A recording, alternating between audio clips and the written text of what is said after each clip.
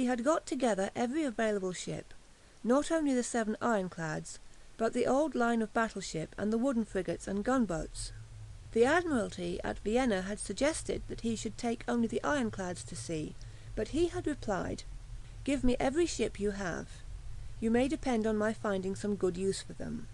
He believed in his officers and men, and relied on them to make a good fight on board anything that would float, whether the naval experts considered it was out of date or not.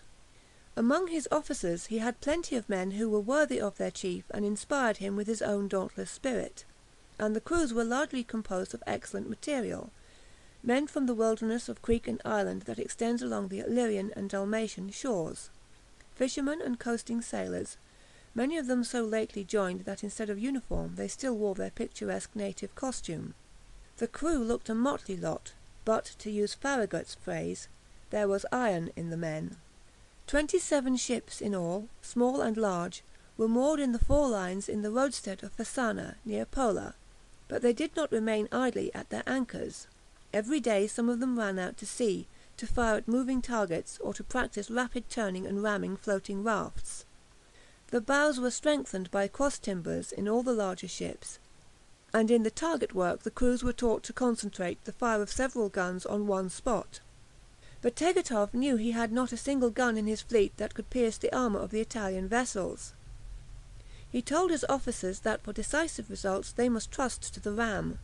He had painted his ships a dead black. The Italian colour was grey. "When we get into the fight," said Tegethoff, "you must ram away at anything you see painted grey." War was declared on 20th of June.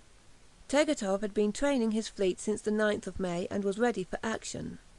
He at once set out the Stadion, a passenger steamer of the Austrian Lloyd line, employed as a scout and armed with 2 12-pounders, to reconnoitre the Italian coast of the Adriatic. The Stadion returned on the 23rd with news that though war had been expected for weeks, the Italian fleet was not yet concentrated.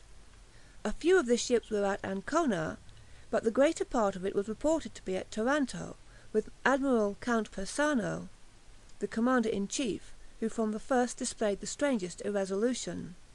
Tegethoff was anxious to attempt to engage the division at Ancona before it was joined by the main body from Taranto, but he was held back by orders from his government directing him to remain in the northern Adriatic, covering Venice. It was not until the 26th of June that he obtained a free hand within limits defined by an order not to go further south than the fortified island of Lissa.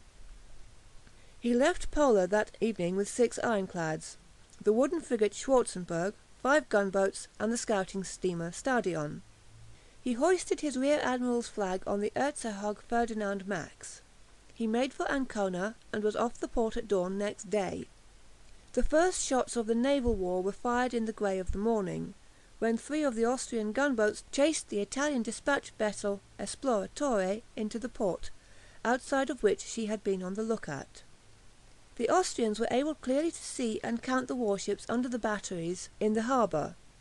Besides other craft, there were 11 of Persano's 12 ironclads, the squadron from Taranto having reached Ancona the day before.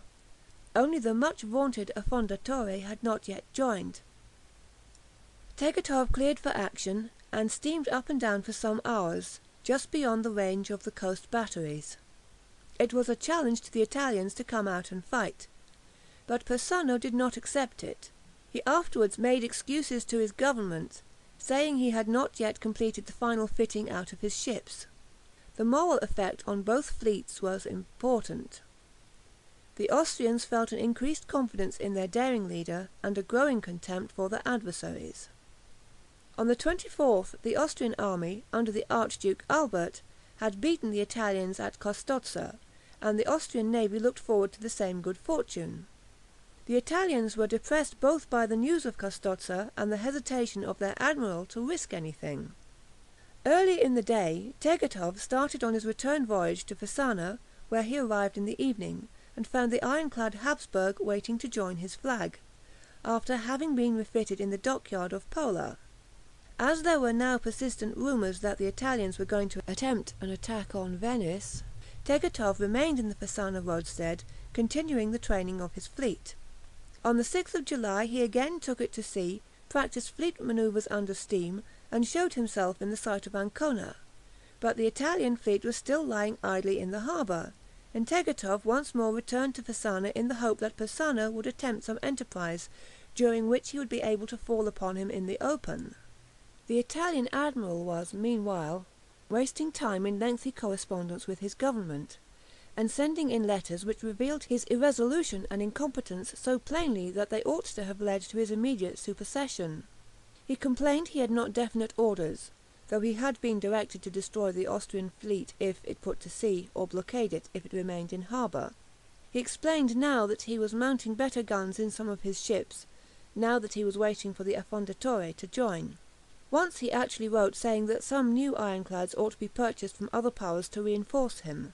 At last he was plainly told that if he did not at once do something for the honour of the Italian navy he would be relieved of his command. With the Austrians victorious in northern Italy, a raid on Venice would have been too serious an operation; but he proposed as an alternative that a small land force should be embarked for a descent on the fortified island of Lissa on the Dalmatian coast. His fleet would escort it and co-operate by bombarding the island batteries. The plan was accepted, and he proceeded to execute it. It was about as bad a scheme as could be imagined. It is a recognised principle of war that oversea expeditions should only be undertaken when the enemy's fleet has been either rendered helpless by a crushing defeat, or blockaded in its ports. Before sending the transports to Lissa, Persano should have steamed across the Pola and blockaded Tegethoff, fighting him if he came out.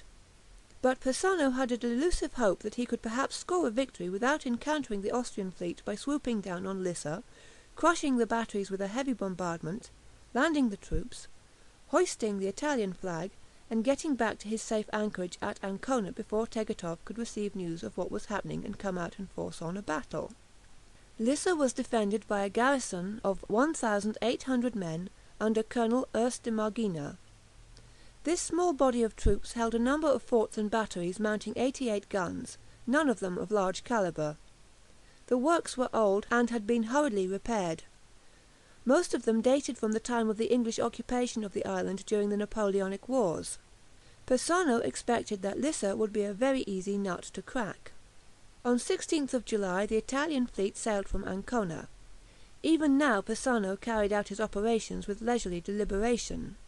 On the 17th he reconnoitred Lissa, approaching in his flagship under French colours. Early on the 18th the fleet closed in upon the island, flying French colours, till it was in position before the batteries. The commandant had cable communication with Pola by a line running by Lessina to the mainland.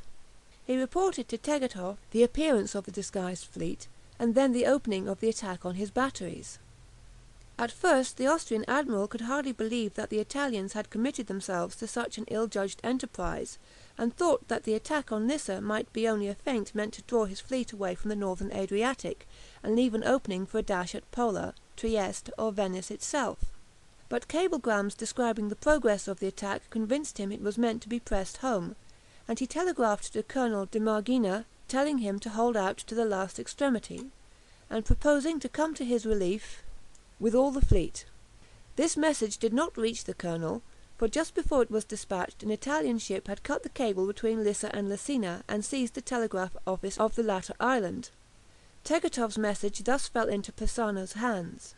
He persuaded himself that it was mere bluff intended to encourage the commandant of Lissa to hold out as long as possible. He thought Tegethoff would remain in the northern Adriatic to protect or to overawe Venice.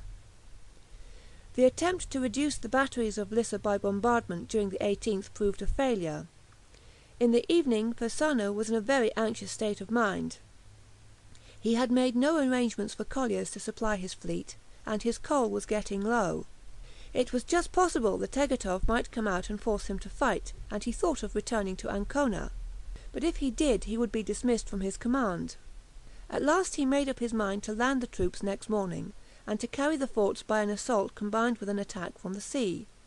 His second in command, Admiral Albini, with a squadron of wooden ships and gunboats that accompanied the ironclads, was directed to superintend and assist in the landing of the troops.